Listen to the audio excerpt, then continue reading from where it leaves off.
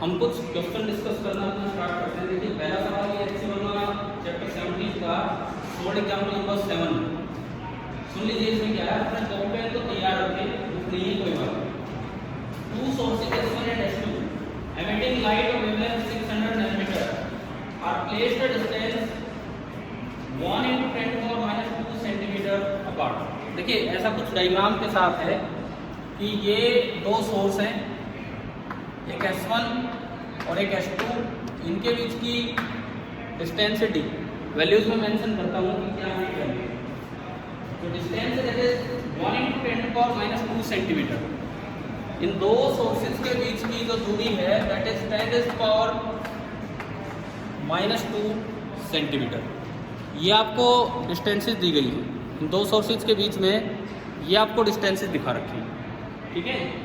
अब इसमें आगे लिखता है, इसमें आगे लिखता है कि जो वेवलेंथ आ रही है दोनों सोर्स से वो है 600 nanometre, lambda 600 nanometre. A detector can be moved on the line S1P। एक अच्छा सवाल ये इसलिए है कि एक डिटेक्टर के नाम से एक स्क्रीन दे रखी है।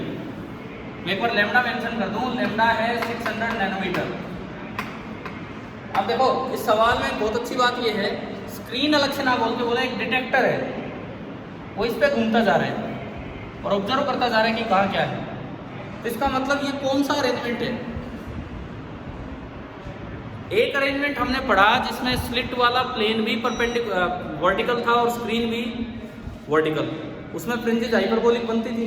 फिर एक अरेंजमेंट मैंने पढ़ाया कि जिसमें स्लिट तो सर्कुलर हॉरिजॉन्टल थी S1 S2 का प्लेन और ये वर्टिकल। जब 90 डिग्री का एंगल था तो फ्रिंज कैसी बनी थी, सर्कुलर बनी थी। ये वैसा ही है, देखो यहाँ स्क्रीन तो कर दी हॉरिजॉन्टल और स्लिट अरेंजमेंट कैसा कर दिया, वर्टिकल।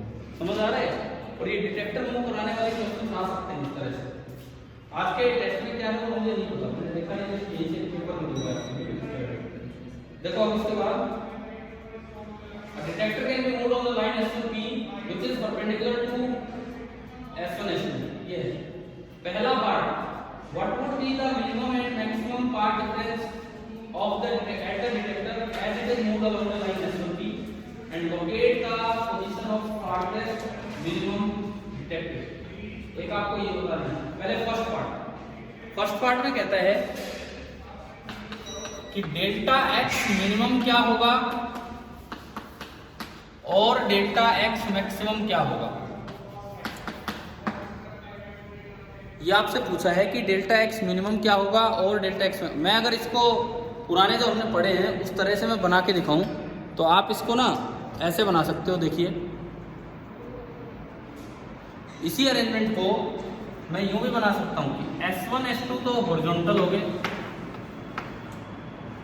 और जो स्क्रीन है वो वर्टिकल। क्या ऐसा अरेंजमेंट था कि नहीं, पढ़ा था हमने ये वाला अरेंजमेंट, ठीक है। बिल्कुल यहाँ देखोगे जहां से भी मेन सोर्स है, बिल्कुल यहाँ देखोगे तो पाथ डिफरेंस d के बराबर था। याद है कि नहीं है बताओ, उसमें देख रहे हो कि इसमें देख रहे हो। सुनो, बिल्कुल यहाँ देखोगे तो पाथ डिफरेंस d के बराबर था। कभी मैंने करवाए थे सवाल d3 लैम्डा दे दिया तो ये थर्ड मैक्सिमम, सेकंड, फर्स्ट और जीरो ऑर्डर कहाँ मिलता था, इन्फिनिटी पे जो विजिबल होगी। क्लियर है। तो इसमें भी तो ऐसा ही होगा। यहाँ अगर आप देखते हो तो पाथ डिफरेंस कितना होगा, इसका तो कुछ नहीं और इसका ये, तो पाथ डिफरेंस कितना होगा यहाँ d होगा। जैसे जैसे आगे जाओगे पाथ डिफरेंस कम होगा, जैसे थर्ड मैक्सिमम, सेकंड, फोर्थ और इन्फिनिटी पे जाके कितना हो जाएगा, 0। तो इन्होंने पूछा था फर्स्ट पार्ट है इस सवाल का, इसमें पूछा है कि what would be the minimum and maximum path difference at the detector. तो मिनिमम शुरुआत में तो मैक्सिमम पाथ डिफरेंस कितना है, d जो भी रखता हो। आया क्या समझ गया, नहीं आया बताओ, क्लियर है। तो जो वो मैक्सिमम पाथ डिफरेंस है वो तो हो जाएगा d।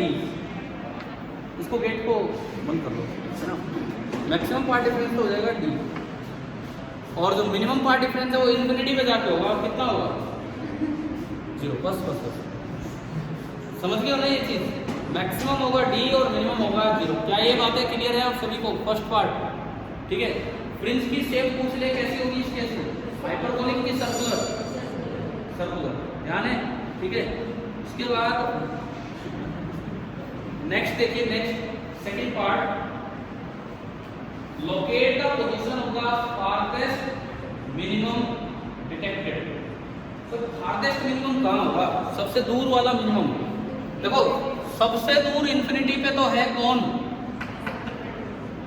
Central maximum. Central maximum के इधर जो मिनिमम होगा वही तो होता है फारदेस्ट मिनिमम। सेंट्रल मैक्सिमम पे पार्ट डिफरेंस कितना होता है? 0। फर्स्ट ऑर्डर पे लैम्डा, तो इस मिनिमम पे कितना होगा? Lambda by 2। यानी कि यहाँ जो पार्ट डिफरेंस होगा, एक वेव ये चल के गई और एक वेव ये चल के गई, और इन दोनों के बीच का जो पाथ डिफरेंस होगा delta x, that should be equal to lambda. और ज्योमेट्रिकली लिखना बड़ा आसान है भाई, ये पार्ट डिफरेंस है ना। आपको उसकी पोजीशन बतानी है, कुछ की दूरी y मान लो, तो एक की लेंथ तो y है और दूसरे की लेंथ है √d² प्लस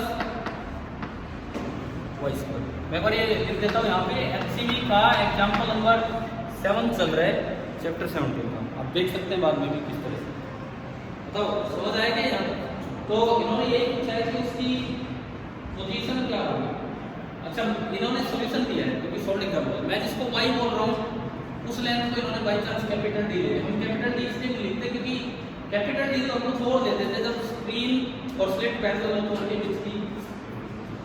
आगे हो जाएगा ये, या ये सोल्व करो, सोल्व करो क्या बायनोमियल का यूज है, तो वो नहीं समझ आ रहा है कि कैसे क्या है।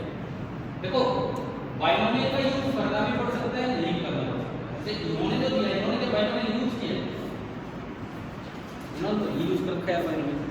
देखिए ये आपने इक्वेशन बनाई पाथ डिफरेंस वाली, √d² plus y² minus y, ये आपको किससे इक्वेट करना है?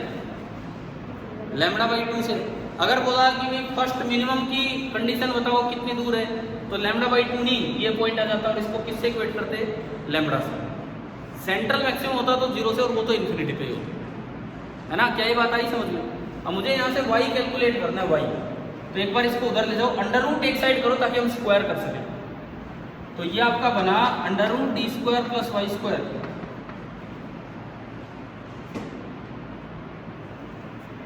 Is equal to lambda by 2 plus y। मैंने रूट एक साइड ले लिया ताकि मैं स्क्वायर करके उसको खत्म कर सकूं। मैंने दोनों साइड स्क्वायर किया तो ये अंडर हटा, और इधर से इसका होल स्क्वायर। और एक अच्छी बात ये आने वाली कि y² भी कट जाएगा और केवल एक y में लीनियर इक्वेशन आएगी, तो कहीं कोई बायनोमियल की जरूरत नहीं पड़ेगी। देखिए इसको अगर मैं सिंप्लीफाई करूं तो इक्वेशन बनती है d² plus y² is equal to lambda by 2 का whole square, lambda by 4 plus y² plus 2 into lambda by 2 into y। 2 से 2 कैंसिल हो गया, समझ। और अच्छी बात यह है कि y² से y² भी गया, ये तो देखो बिना बायनोमियल के y आ रहे हैं। y कितना आया? d² minus lambda by 4 and divided by 2 से 2 कटा है। अब बस वैल्यू पुट करनी है, d दे रखो, समझ में आया? ठीक है, ज्योमेट्रिकली जहां आसानी से सोल्व हो रहे हो वहां क्यों हमें अप्रोक्सीमेशन लगाए। तो इस सवाल ने एक तो हमें ये सिखाया है, देखो अच्छा क्वेश्चन इन्होंने पूछा है कि वो वाली जो अरेंजमेंट हमने देखी थी कि स्लिट हॉरिजॉन्टल और screen vertical, that is equivalent to कि स्लिट वर्टिकल और स्क्रीन हॉरिजॉन्टल। दूसरी बात, कहीं डिटेक्टर नाम आए, डिटेक्टर चल रहा है तो मतलब वो स्क्रीन पे मूव कर रहे हैं, ठीक है। और देखो फारदेस्ट पॉइंट पे मिनिमम पार्ट डिफरेंस है, फारदेस्ट पॉइंट सबसे दूर वाले पॉइंट पे सेंट्रल मैक्सिमम है, तो वहाँ पार्ट डिफरेंस कितना होगा? 0 होगा। और बाई चांस अगर ये d बराबर हो 3 लैम्डा, तो यहाँ थर्ड मैक्सिमम, सेकंड मैक्सिमम और बस फर्स्ट मैक्सिमम, और 0 तो दिखेगा नहीं, तो 3 मैक्सिमम विजिबल होगा। क्या ये सवाल समझ आ गया? और बोलिए, ये तो फिर मैं करवाऊंगा आपको इससे। एग्जाम्पल नंबर 10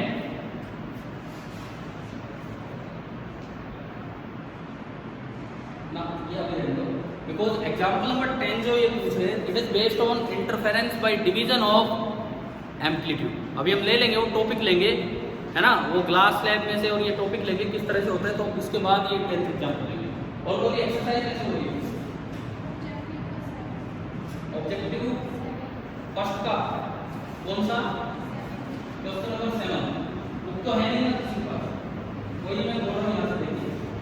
ऑब्जेक्टिव फर्स्ट का क्वेश्चन नंबर 7, अब ये क्या है, ये थोड़ा कम्युनिकेशन का क्वेश्चन है। तो कहते हैं जो amplitude modulated air radio wave bands appreciably around the corners of one board, but the frequency modulated wave band only is it is a question of diffraction। जो बेंडिंग ऑफ बीम होती है corners पे, bending of beam, क्योंकि wave optics combined chapter है, हालांकि ज़्यादातर सवाल इसमें इंटरफेरेंस पे, लेकिन थोड़े बहुत सवाल डिफ्रैक्शन और पोलराइजेशन पे भी हैं, तो इसको हम अभी नहीं कर पाएंगे, ये तो डिफ्रैक्शन का क्वेश्चन है। और बोलिए 14 ऑब्जेक्टिव का ऑब्जेक्टिव फर्स्ट क्वेश्चन नंबर 14।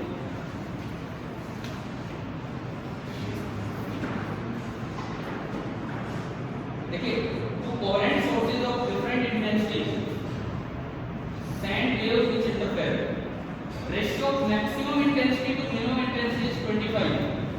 तो इंटेंसिटी का रेशियो मैंने जो एक दिन क्लास में करवाया था, मैंने कहा था I1 I2 का रेशियो दिया था और आपसे पूछा था I max upon I minimum। इन्होंने क्या किया, I max upon I minimum दे दिया और क्या पूछा है I1 by I2। आप कीजिए, कॉपी पे निकालिए, मैं बोर्ड पे लिखता हूँ I max upon I minimum is 25, ये दिया गया है, मैं बोर्ड पे लिखता हूँ।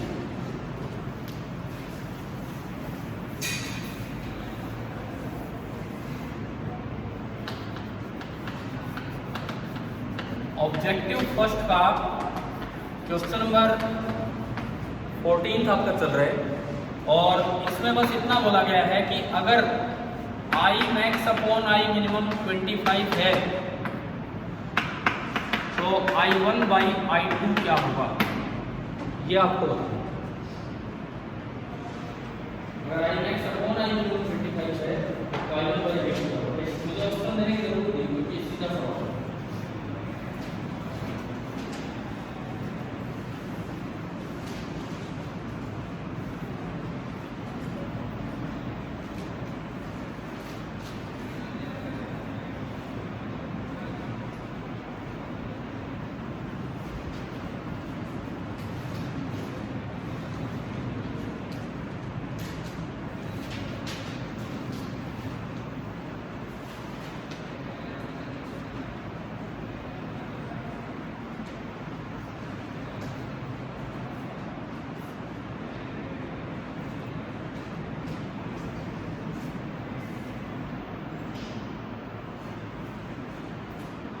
डायरेक्ट बताऊँ मैं, डायरेक्ट कैसे करना है, फॉर्मूलों के भी चक्कर में नहीं जाए, सीधा देखो सुनो, बिल्कुल सीधा। अगर आप इसको जल्दी करना चाहें तो तरीका क्या है, देखिए इंटेंसिटी होती है एम्पलीट्यूड का स्क्वायर, है ना, ये याद है सभी को। तो इससे मुझे ये पता लग गया कि A max square upon A minimum square कितना है 25, यानी कि A max upon A minimum कितना है 5 आ रहा है ना। इधर देखो देखो, 1 मिनट लगेगी और किसी फॉर्मूले पे जाने की जरूरत नहीं। A max upon A minimum कितना हो गया 5। अब A max वहाँ होता है जब कंस्ट्रक्टिव इंटरफेरेंस है और वहाँ दोनों सेम डायरेक्शन में होंगे, तो A max तो होगा A1 प्लस A2 और A मिनिमम होगा A1 माइनस A2। तो इसका मतलब मुझे पता लगा A1 plus A2 upon A1 minus A2 is 5। ये फेजर की तरह सोच के मैं बता रहा हूँ कि फेजर डायग्राम बना होगा, वो दोनों सेम डायरेक्शन अपोजिट डायरेक्शन, ठीक है। यहाँ से A1 बाई A2 आ गया, क्रॉस कर लो, cross multiply, A1 plus A2 is equal to 5A1 minus 5A2। ये आया, ये उधर गया, ये इधर आया, 6A2 is equal to 4A1। तो A1 बाई A2 कितना आ गया 6/4, 6/4 मतलब 3/2 और I होता है एम्पलीट्यूड का स्क्वायर, तो A1 बाई A2 का स्क्वायर करो, A1 square by A2 square कितना है 9/4, यही I1 बाई I2 हो जाएगा। एक तरीका तो ये है, एक तरीका है ये कि आप एम्पलीट्यूड पे जाके करें, 9/4 है जी उसमें ऑप्शन, है ना, तो ये आ गया। दूसरा तरीका सुनो, आप एम्पलीट्यूड पे मत जाओ भैया, हो सकता है ये आपको मुश्किल लगे कि क्यों एम्पलीट्यूड पे जा रहे हैं। क्या ये मेथड आया क्या समझ या नहीं आया? अरे क्लियर है सभी को, ये कंस्ट्रक्टिव इंटरफेरेंस है तो दोनों से। अच्छा दूसरा तरीका, आई मैक्स का फॉर्मूला होता है, अगर आपको याद हो, √I1 plus under root I2 का होल स्क्वायर, याद है। और I मिनिमम होता है root I1 minus root I2 का होल स्क्वायर, दोनों साइड स्क्वायर रूट ले लो। तो यहाँ से ये स्क्वायर हट गया और ये 5, क्रॉस मल्टीप्लाई कर दो, root I1 plus root I2 is 5 root I1 minus 5 root I2। ये भी आसानी है मेथड तो।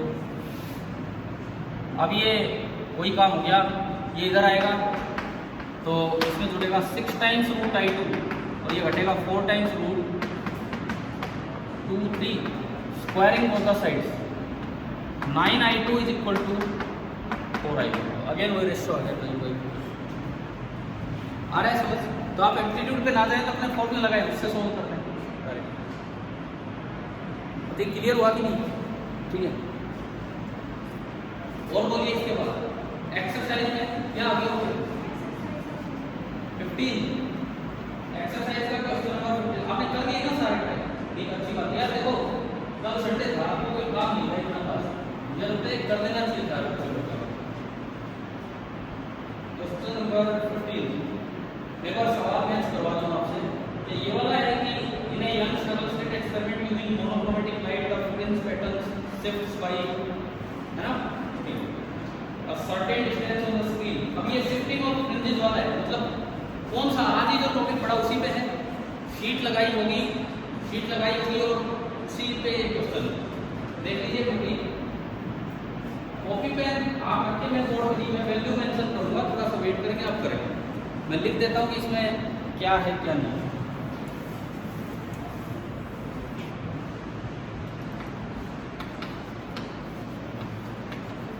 एक्सरसाइज नंबर 15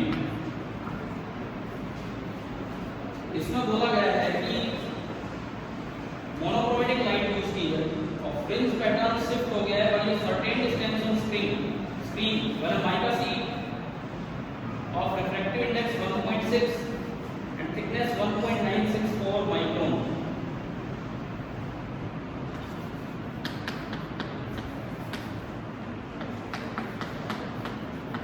माइक्रोन मतलब माइक्रोमीटर।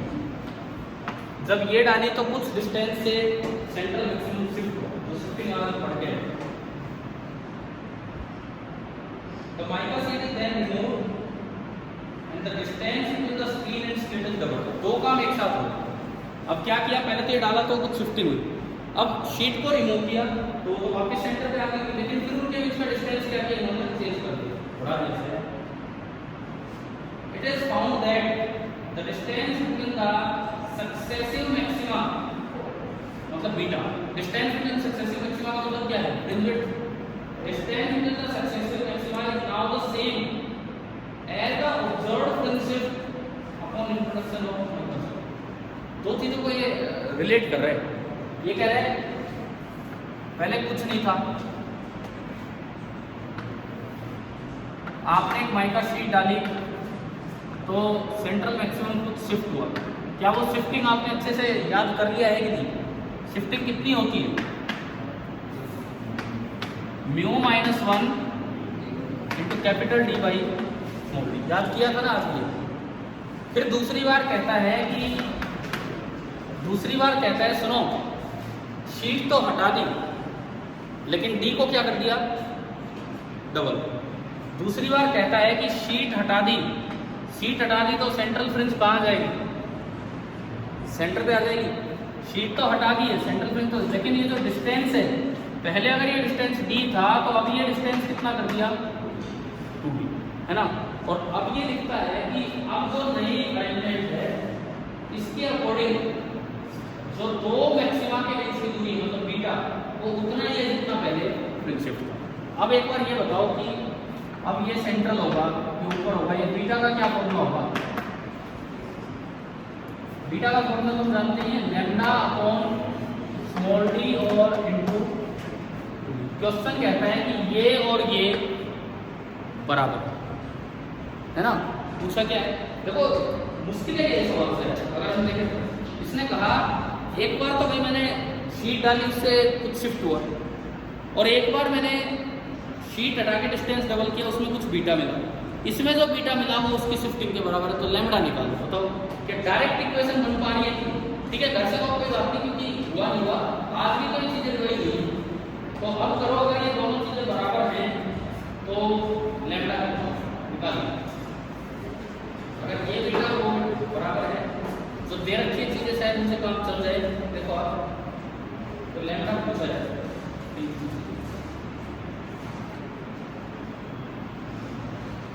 अगर हमारे किसी को आंसर ही पके हुए कितना क्या आंसर मैं बोल रही हूँ 590 नैनोमीटर। आप एक बार कीजिए कैलकुलेट, इसमें लैम्डा पूछा गया है क्या है और आंसर है 590 नैनोमीटर, ये इसका आंसर है।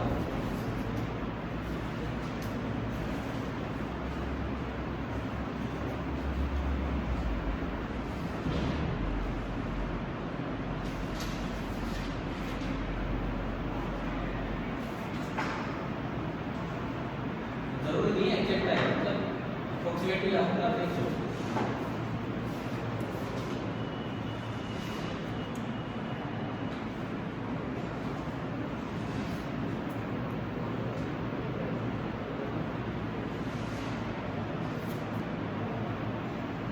सवाल क्या था ये तो समझ आए ना।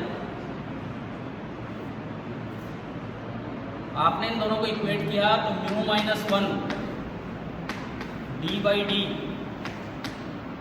क्या मैं इसमें टी लिखना भूल गया क्या, है ना, टी हो रहेगा T into mu minus 1 into D by D, thickness से तो मल्टीप्लाई होता है, बराबर lambda upon small D into 2d।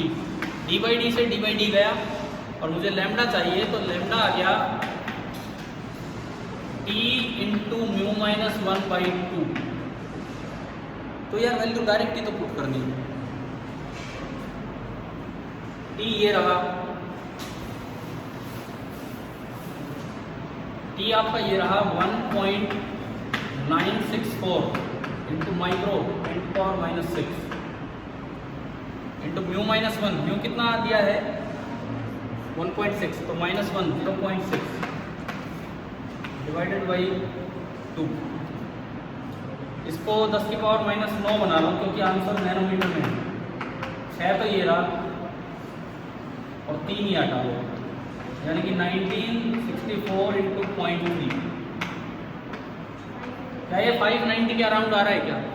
बस तो ये नियरली 590 नैनोमीटर। ये सवाल बहुत आसान है, बहुत आसान तब है जब आपको ये कॉन्सेप्ट दिमाग में है कि शिफ्टिंग कितनी होती है।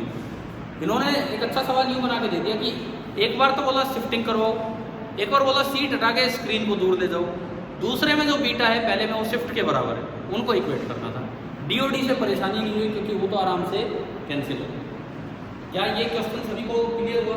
देखो मैं जो बच्चा करके लाया उनके सारे डाउट्स दे रहा हूँ, जो नहीं करके लाए कम से कम जाके करें, और फिर भी कोई डाउट आए तो आपको ये तो डिस्कस करें। और बोलिए इसके बाद 21 का सेकेंड पार्ट 21 जैसे सवाल कंफर्म कीजिए। ये वाला है क्या जो नीचे मिरर है ना, नीचे मिरर है, उसके बाद ये। अब बताना आपकी बुक में कितने क्वेश्चन हैं? 41 काफी है, 20-30 तो फर्क ही नहीं, 2 सवालों का फर्क है, 43। अभी एक बार दोबारा बोलो, क्वेश्चन नंबर 21 पूछा है ना, देखते हैं हम इसका। मैं डायग्राम क्या लॉयड मिरर पढ़ाया था मैंने आपको? क्या कोई अरेंजमेंट पढ़ाई थी लॉयड मिरर? हाँ, तो लगभग वैसी ही है। देखते हैं सवाल लेते हैं यहाँ पे।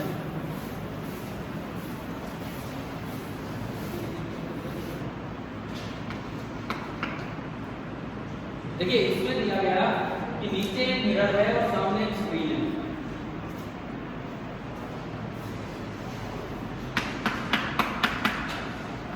स्क्रीन टच हो रही है और यहाँ कोई सोर्स है।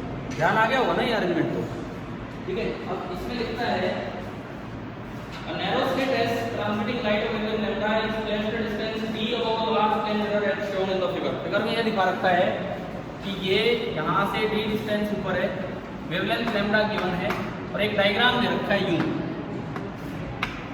ये तो आप समझते हो, ये डायग्राम ऐसे ही तो हुआ था इंटरफेरेंस, है ना। the light coming directly from the slit and that coming after reflection interfere at the screen sigma. Screen का नाम sigma, sigma मतलब जोड़, जहाँ पे आके जुड़ रहे होंगे. Place at a distance capital D from the slit. Slit से स्क्रीन की जो दूरी है, स्लिट से स्क्रीन की जो दूरी है वो दूरी कितनी दी गई है आपको? Capital D. अभी ट्राई करेंगे जो भी है, ठीक है?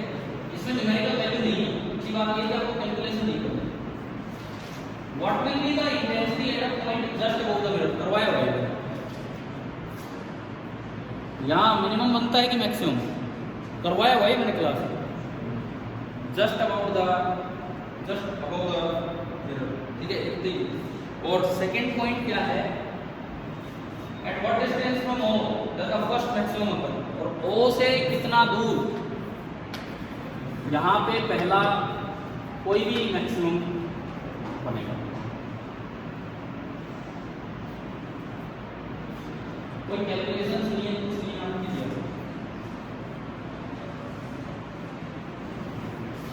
फिर आपके एक बार में याद नहीं आ रहा कि यहाँ पे मिनिमम बना था कि मैक्सिमम बना था? बोलो. मैक्सिमम. इसका मतलब पता नहीं वो वीडियो लेक्चर तो अटेंड भी करते थे कि नहीं? यार मैंने ये करवाया था. सुनो मैं यहाँ का हटाता हूँ. मुझे लगता है ऐसी चीज़ें याद नहीं होंगी तो फिर फायदा क्या है जब तुम्हें पढ़ा चुका हूँ. ये O पॉइंट है. एक वेव डायरेक्ट गई, दूसरी वेव कैसे गई? रिफ्लेक्ट होके गई. ठीक है, मैं कुछ और कलर की लेके आया था. देखिए दूसरी जो वेव है रिफ्लेक्ट होके गई, लेकिन वो बिल्कुल वहीं जाके रिफ्लेक्ट हुई है, बिल्कुल वहीं जाके यूं, तभी तो वहां मिली होगी. ज्योमेट्रिकली तो दोनों लेंथ सेम है, लेकिन क्या स्टोक्स लॉ नाम की कोई चीज बताई थी कि मिरर से या किसी भी डेंसर मीडियम से जब रिफ्लेक्ट होकर चलेगी तो एक्स्ट्रा फेज पाई का आ जाता है पाथ λ/2 का. तो यूं बताओ यहाँ ऑप्टिकल पाथ डिफरेंस कितना है? λ/2. ज्योमेट्रिकली तो जितनी ये लेंथ उतनी वो है, लेकिन ऑप्टिकली यहाँ पे λ/2 एक्स्ट्रा होगी. तो यहाँ जो डेल्टा x है दैट इज λ/2. तो मिनिमम का है कि मैक्सिमम का? और मिनिमम का. और इसमें बराबर इंटेंसिटी आती है क्योंकि एक ही लाइट आ रही है, तो आई यहाँ पे कितना हो जाएगा? 0. भाई ये याद क्यों नहीं आ रहा? करवाया था कि नहीं करवाया था क्लास में? अब बता दो याद आ गया. ध्यान है, ठीक है? पर असल में जो दूसरा वर्चुअल सोर्स होता है, दूसरी स्लिट वो यहाँ दिखेगी. और अगर ये दूरी d है तो बीटा निकालने के लिए ये दूरी कितनी काउंट होगी? S1 S2 के बीच की दूरी 2d. YDSC में दोनों रियल स्लिट थी, यहाँ एक रियल है और एक वर्चुअल स्लिट. पहले बताओ इतना है समझ में? इसी सवाल में मैं अगर बीटा पूछूं, बीटा का फॉर्मूला क्या है? λ/d into capital D. Capital D तो वही है, लेकिन d नहीं है. d कितना है? 2d. ये आपका बीटा बनेगा. और क्या पूछा इन्होंने? अगला मैक्सिमम का है. तो ये बताओ मिनिमम से और मैक्सिमम की दूरी बीटा होती है या β/2 होती है? मिनिमम से मैक्सिमम की दूरी बीटा होती है या β/2? β/2. तो ये आई गई यार डिस्टेंस. ये जो दूरी है ये फर्स्ट मैक्सिमम यहाँ तक ये होगी β/2. β/2 बताओ कितना है? बीटा तो लिख ही लिया हमने, बीटा लिखना आ गया. और इसका भी आधा तो λd/4d. आगे जिसने भी पूछा था ये सवाल, देखो इंटरफेरेंस पे एक बार कमांड होगी तो ऐसा कोई सवाल आ लो फटाफट होगा. ठीक है, ये रटने से तो पार पड़ेगी नहीं, समझने वाला अच्छा टॉपिक है ना. आगे बोलिए अगला 25. क्या ये सवाल है? 3 लाइनें दिखा रखी हैं कि ये है 25. एक मिनट आपकी बुक में मुझे दिखा दो, वैसे शक्ल दिखा दो. 25 कौन सा है? ये तो कह रहा हूँ 3 लाइनें दिखा रही हैं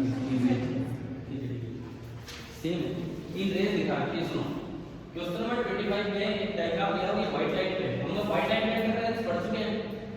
सेंट्रल फ्रिंज कैसी होती है? व्हाइट के साइड में पहले रेड दिखेगा या पहले ब्लू दिखेगा? हैं रेड. ध्यान है ना वो. वैसे तो ब्लू का मिनिमम मैक्सिमम पास है, परंतु कलर पहले कौन सा दिखता है? रेड, है ना. तो इस पे आगे ये सवाल क्या है? क्वेश्चन नंबर 25 डायग्राम है YDSC D.5 mm और वो 50 सेंटीमीटर.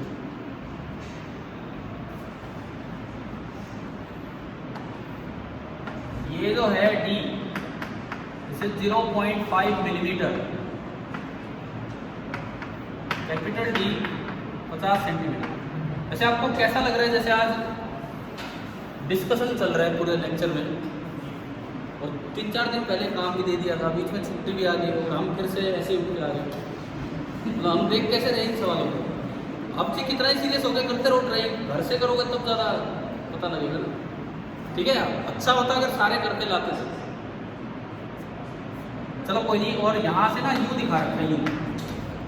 आपको याद है मैंने ऐसे सवाल करवाए थे, यूँ लाइट आई थी, अरे यूँ लाइट आई थी, पीछे से पार्ट डिफरेंस निकाला, उसी का स्पेशल केस है बस। लेकिन इस बार पार्ट डिफरेंस नहीं है, क्योंकि पीछे से तीनों कैसे आ रही है, सीधी आ रही है। समझ गए हो ना? ठीक है, देखते हैं अब इसमें सवाल क्या है। ये 15 मैंने बना दिया, और ये कहता है स्क्रीन पे पॉइंट है 1 मिलीमीटर ऊपर। पता नहीं क्यों दिखा रखा, अभी देखते हैं इसके बारे में। स्क्रीन पे ये पॉइंट देता है 1 मिलीमीटर ऊपर, पॉइंट आपको दिया है। व्हाइट लाइट आ रही है 400 नैनोमीटर से 700 नैनोमीटर, ये बोला है व्हाइट लाइट है। Send to the slits, separation ये है, ठीक है। Which wavelength will be absent in the light coming from the hole? 1 millimetre ऊपर एक होल दिया हुआ है यहाँ पर स्क्रीन पे, यहाँ पे एक होल है, ये 1 मिलीमीटर ऊपर, ठीक है ना। ये होल यहाँ पे करते हैं 1 मिलीमीटर ऊपर। तो ये पूछता है कि कौन सी, तो मैं कितना ध्यान से आ रहा हूँ हर बार, ये तो अब तक कई बार नहीं करता ना, हर बार देखे सोचो नहीं पता नहीं सही है। तो ये कहते हैं कि 1 मिलीमीटर ऊपर एक होल किया है, यहाँ पे कौन सी वेवलेंथ का एब्सेंट है और कौन सी वेवलेंथ की स्ट्रॉन्ग इंटेंसिटी। ये होल वाली बात तो चलो वैसे ही इन्होंने बोल दी। ये पूछना क्या चाह रहे हैं? व्हाइट लाइट है 400 से 700 नैनोमीटर की, तो कहीं किसी का तो मिनिमम बनेगा और किसी का क्या बनेगा, मैक्सिमम। तो इनका कहने का मतलब है कि यहाँ मिनिमम तो किस कलर का है, वो कलर तो बाहर आएगा नहीं, और यहाँ मैक्सिमम किस कलर का है, वो कलर सबसे ज़्यादा बाहर आएगा।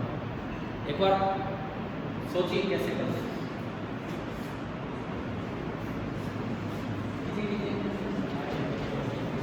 जस्ट इक्वेशन बना दो, पहले इसको बन कीजिए, आप इक्वेशन बना।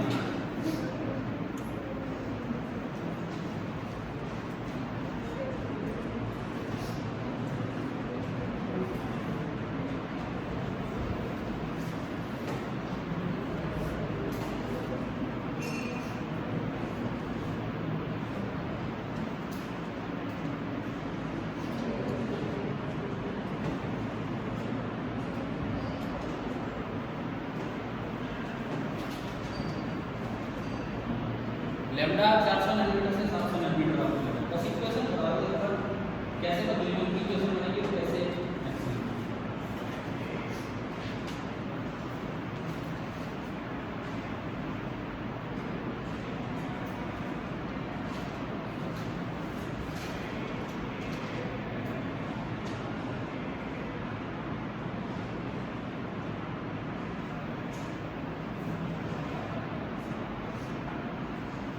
देखो आप पता नहीं किस तरह से इक्वेशन बना रहे होंगे। आप ये बताओ, स्क्रीन पे दूरी दी है, स्क्रीन पे दूरी, सेंटर से दूरी, एक बड़ा आसान काम है।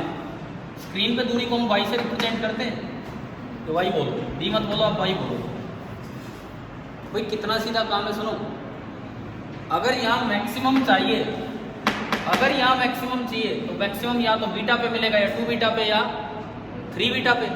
अगर मैक्सिमम चाहिए तो इसको किससे इक्वेट कर दो, एन बीटा जो सेकंड पार्ट में पूछो, वाई दिया है ना, तो वाई से चलो ना, आप समझ रहे हो।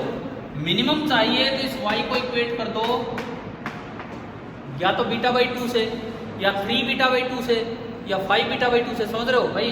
ये लो, मिनिमम चाहिए तो, या तो मैक्सिमम चाहिए तो बीटा, 2 बीटा, 3 बीटा। ये चाहिए तो beta by 2, 3 beta by 2, 5 beta by 2। बस इनसे रेंज निकालनी है लैम्डा की, जो इसमें लाई है। बीटा क्या होता है? Lambda upon small D into capital. आ रहा है कि नहीं आ रहा तरीका? समझ आ रहा है क्या करना है? देखो, जब आपको स्क्रीन पे दूरी दिखा दी y, तो y की टर्म्स में आप चलिए। y अगर बीटा का मल्टीपल है, बीटा का इंटीग्रल मल्टीपल अगर y है तो वहाँ मैक्सिमम होगा, और y अगर बीटा का ओड बीटा बाई 2 का ओड मल्टीपल है, बीटा बाई 2 का ओड मल्टीपल, तो वहाँ पे क्या बनेगा? मिनिमम। अब मैं थोड़ा कंडीशंस आपको और तरीके से याद करवाता हूँ। आप पाथ डिफरेंस में याद रखते आए हैं, है ना? आप बोलते थे कि पाथ डिफरेंस अगर integral multiple of full wavelength है तो मैक्सिमम, और path difference x2 - x1 odd multiple of half wavelength है तो मिनिमम। करते थे हम, करते थे कि नहीं? ये डेल्टा x फेज में भी याद किया आप। अब y में चलो, अगर ये y बीटा का इंटीग्रल मल्टीपल है तो वहाँ मैक्सिमम, और बीटा बाई 2 का ओड मल्टीपल है तो वहाँ क्या बनेगा? क्या ये बात आई समझ में? अब करें कैसे इसको? आप पहले मैक्सिमम वाला करके दिखा दो। मैक्सिमम वाला करना है तो सबसे पहले y को किससे इक्वेट करो? बीटा से। तो y बराबर बीटा कितना होता है? Lambda upon small d into capital D। तो यहाँ से लैम्डा चाहिए मुझे, लैम्डा आया YD बाई डी। एक बार बताओ ना वैल्यू पुट करके। y दिख रहा है आपको 1 मिलीमीटर, d दिख रहा है 0.5 मिलीमीटर, और कैपिटल D दिख रहा है 50 सेंटीमीटर। नैनोमीटर में बताओ ये कितना आ रहा है मैक्सिमम की कंडीशन?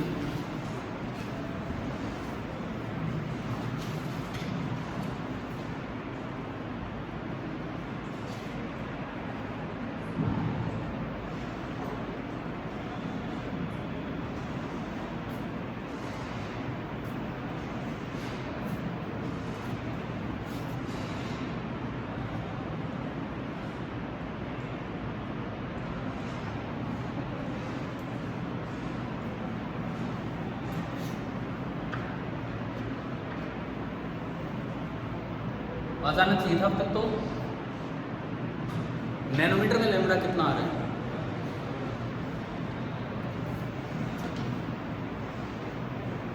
कर लिया? कितना है?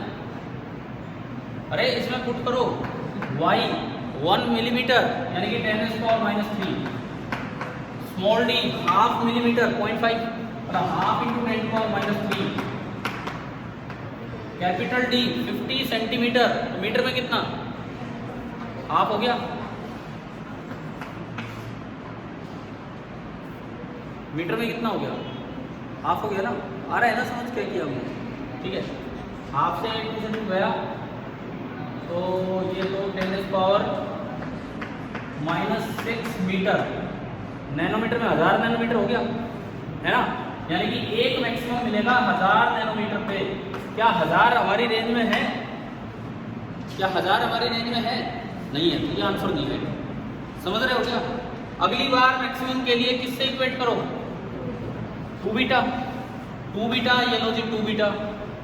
तो भाई 2 भी नीचे आ गया, तो 2 नीचे आया तो 1000/2 कितना आ गया? क्या 500 नैनोमीटर हमारी रेंज में है? है। आंसर आ गया।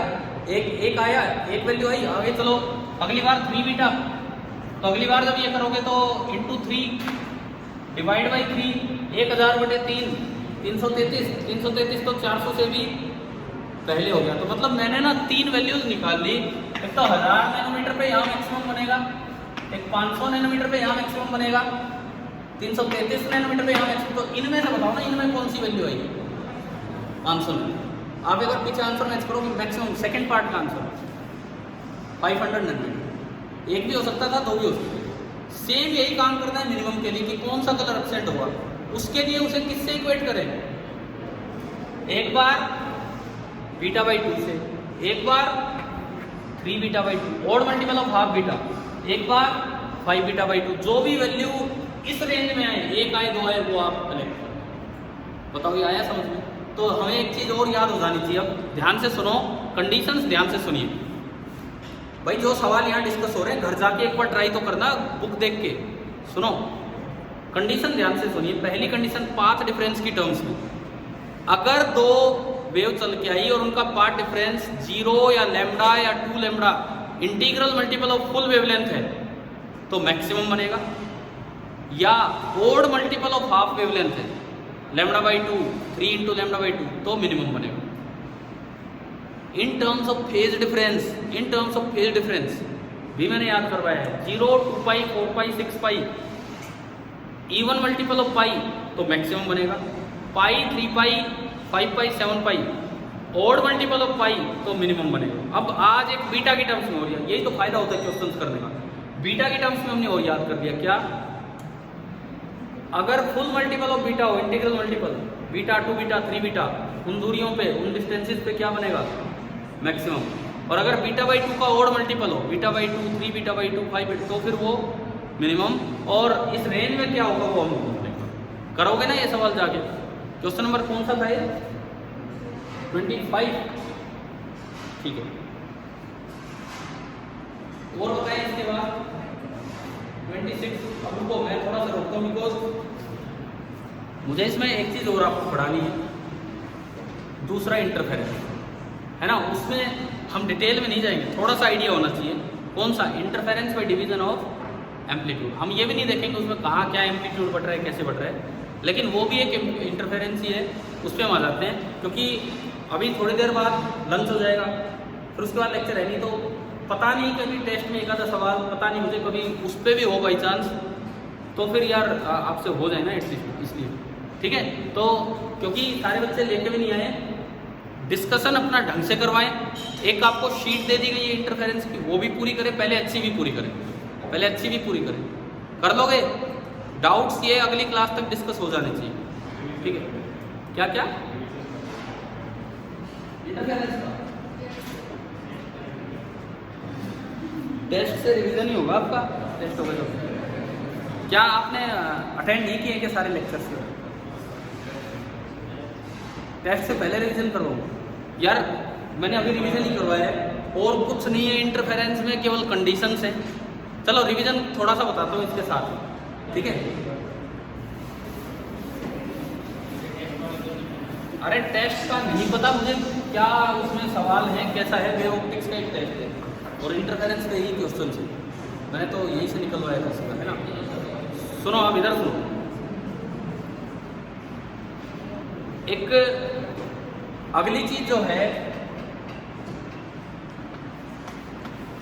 वो है कि ये जो थिन फिल्म्स बनती हैं, ऑयल फिल्म ऑन वाटर, ये भी इंटरफेरेंस करवा लेते हैं, है ना।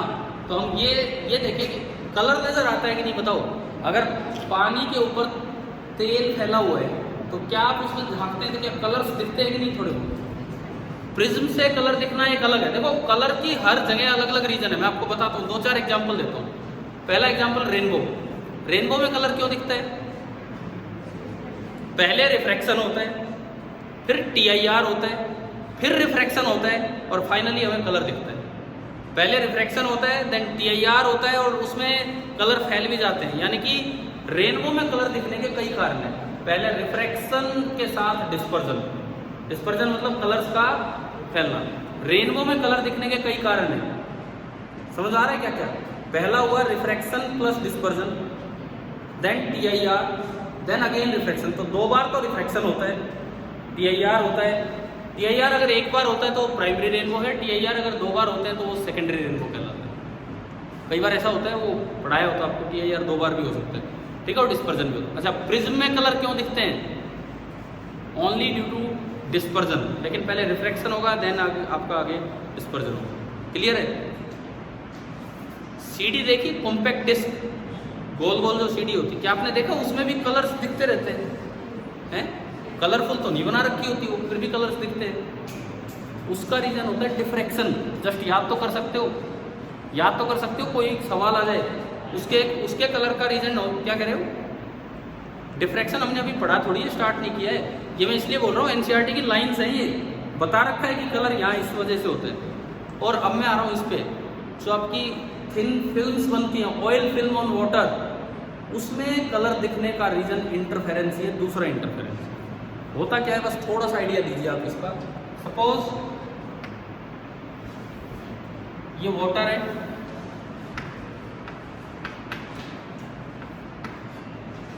और इसके ऊपर फ्लोट करने लग रहा है ऑयल, ठीक है। ये इसकी ऑयल की थिकनेस दे दी थी, और आप जब इसको देखते हो तो आपको कलर्स नजर आते हैं। रीजन सुनिए, अब इस कलर के रीजन सुनिए। एक लाइट आई, सिंगल लाइट आई, उसके 2 पार्ट्स होंगे तो वो कोहेरेंट में काउंट होंगे। सिंगल लाइट आई, उसके 2 पार्ट होंगे तो कोहेरेंट में काउंट होंगे। एक तो सीधी आ गई, एक तो सीधी आ गई, ठीक है। दूसरा कुछ पार्ट लाइट का क्या होगा आगे, अरे रिफ्रैक्ट भी तो होगा, ऑयल ही तो है ये, लकड़ी थोड़ी ऑयल है, ठीक है। कुछ पार्ट आगे रिफ्रैक्ट होगा, समझ में आ रहा है। अब यहाँ से भी कुछ पार्ट आगे चला जाएगा, लेकिन कुछ पार्ट पीछे रिफ्लेक्ट भी होगा। आगे गया वो गया, उसे जाने दो, लेकिन जो पीछे रिफ्लेक्ट आ रहा है वो क्या आ रहा है उसको देखिए, ठीक है। एंड फाइनली ये भी हमारी आंख में आती है इस तरीके।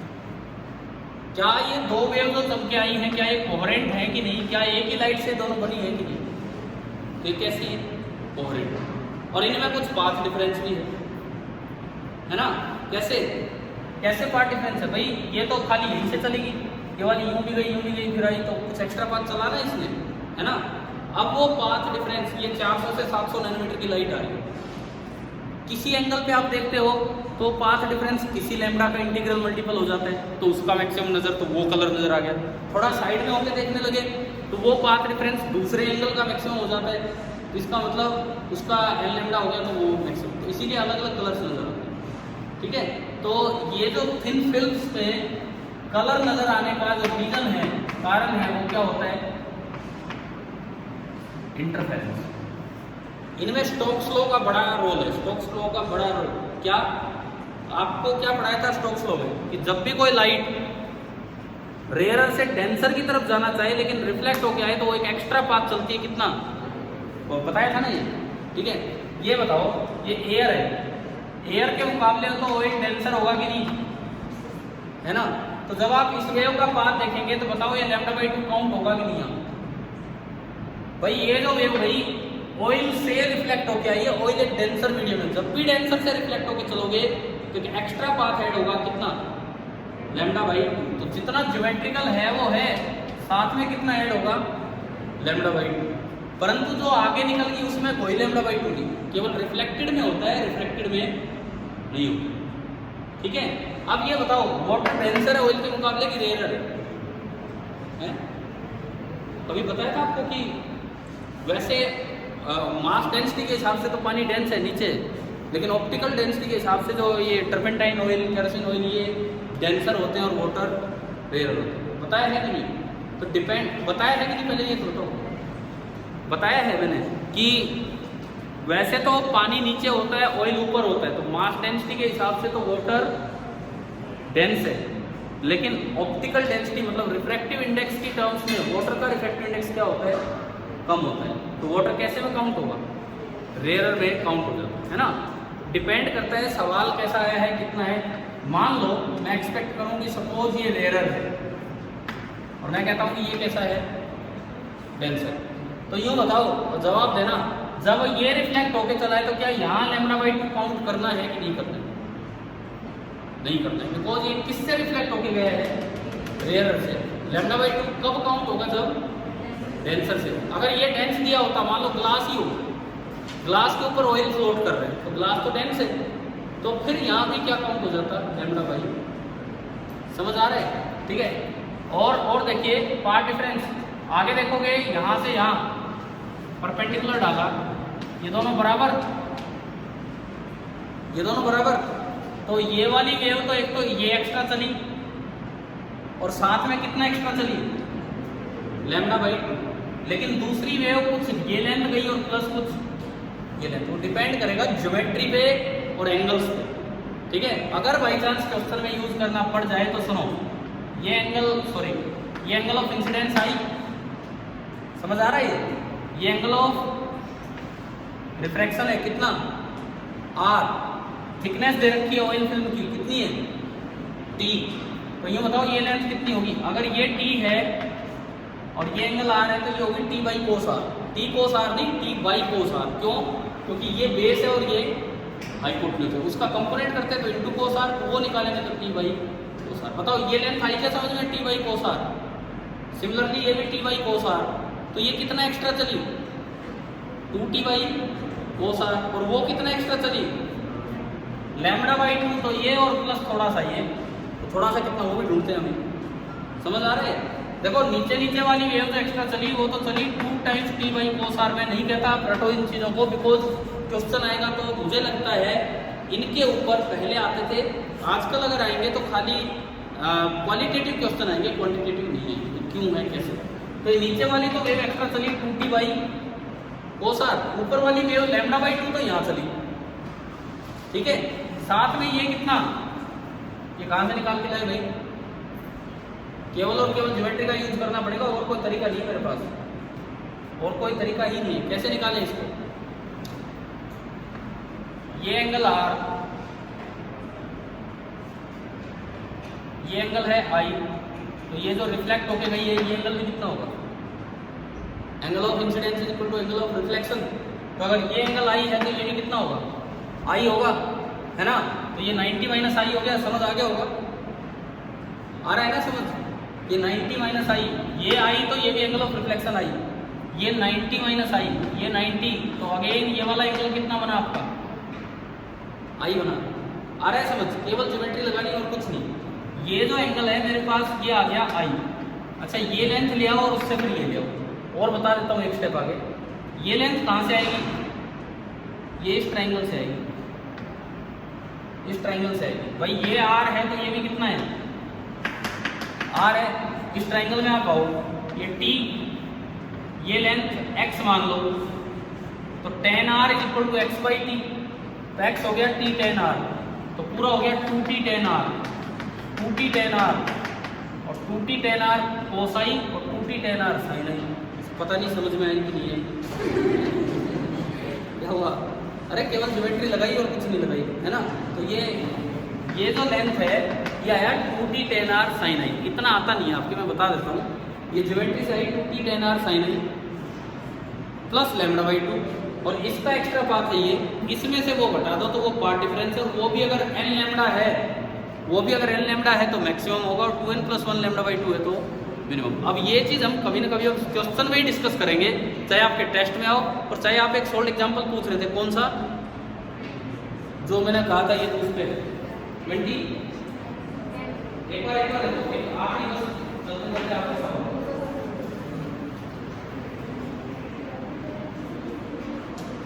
आपके इस किताब का sold example number, sold example कौन सा था किताब,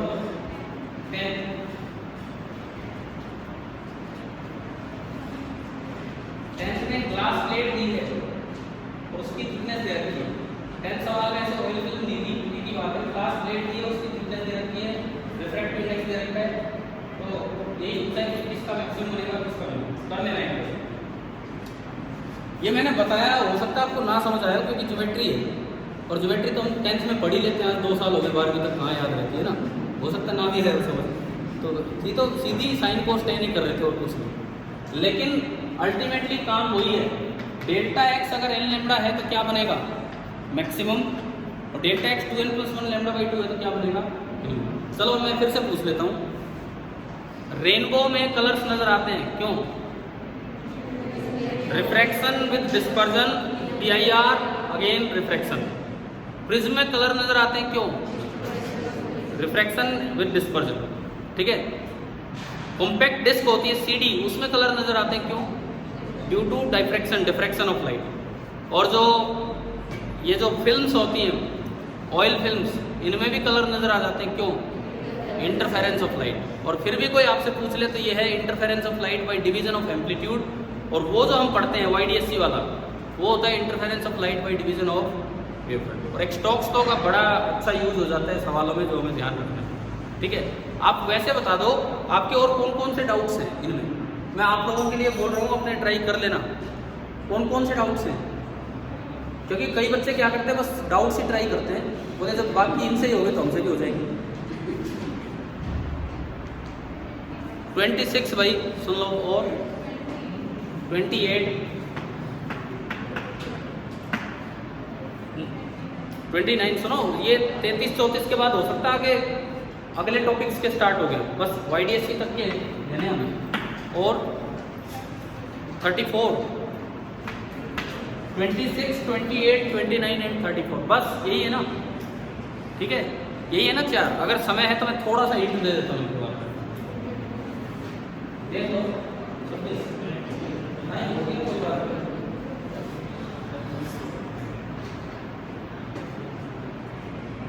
26 ऐसा ही लेकिन होल वाला ही है, उसमें दो होल है, ठीक है। कोई नहीं, आपका है। दूसरा कौन सा है? 28 मेरे ऊपर आपको मालूम मिलेगा। 28 क्या आपकी हो गई है? 3 बीमारी है, यही वाला है, क्योंकि मुझे लगता है 20 से यही वाला है ना, 3 बीमारी। और 29